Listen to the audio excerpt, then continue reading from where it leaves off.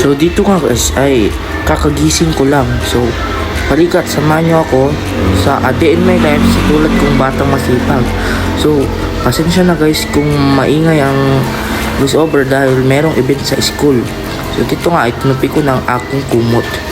At dito ay naghilamos na ako ng aking muka para mawala na ang baon ng hininga ko at ang mga mukat ko. So guys, naghilamos lang ako dito. Paunodin nyo na lang. So dito guys ay pagtas maghilamos ay naglinis na ako agad sa kwarto namin. So paunodin nyo na lang guys.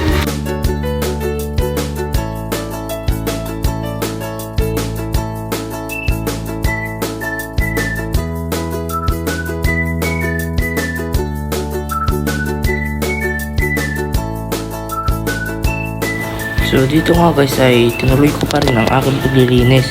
Dito nga guys ay nagwalis na ako upang mawala na ang kalat sa sahig.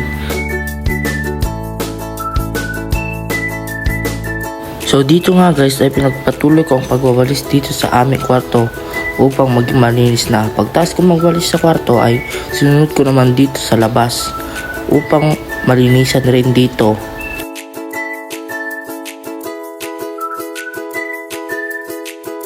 Pagtas ko naman malinisan dito ay sumunod naman ako nagwalis sa aming kusina upang malinisan rin dito.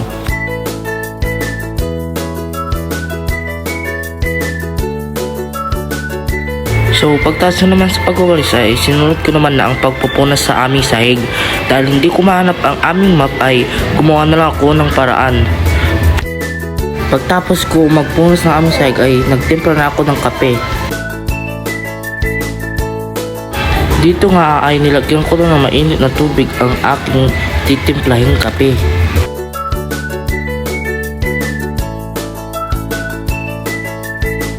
Dito nga guys, pagkatapos kong lagyan ng mainit na tubig ay minekos-mekos ko na para mahalo.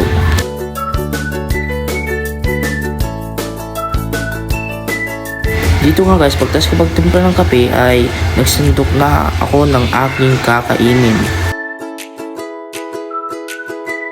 Dito nga guys ay nagsandok na ako ng aking kanin.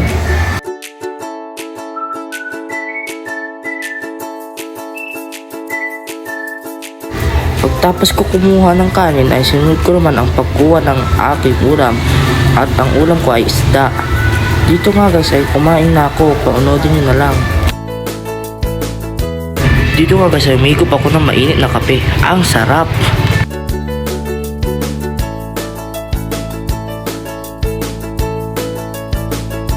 So guys, pagtas ko kumain ay hinugasan ko na ang aking plato. Dito nga guys, nilagyan ko na ng sabon ang sponge at sinabon ko na ang aking pinagkainan. Tapos kung sabunan guys ay binanlawang ko na ito upang malinisan na.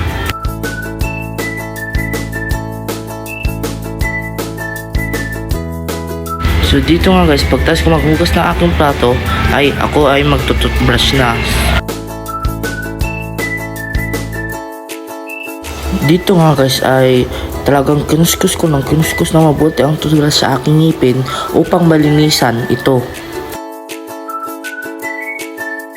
So dito nga guys ay nagmumog na ako. Pagtas ko nagtutbrush ay naligo na ako. So lagi niyong tandaan, ito si Mac ang batang masipag. Maraming salamat sa panonood. Bye-bye!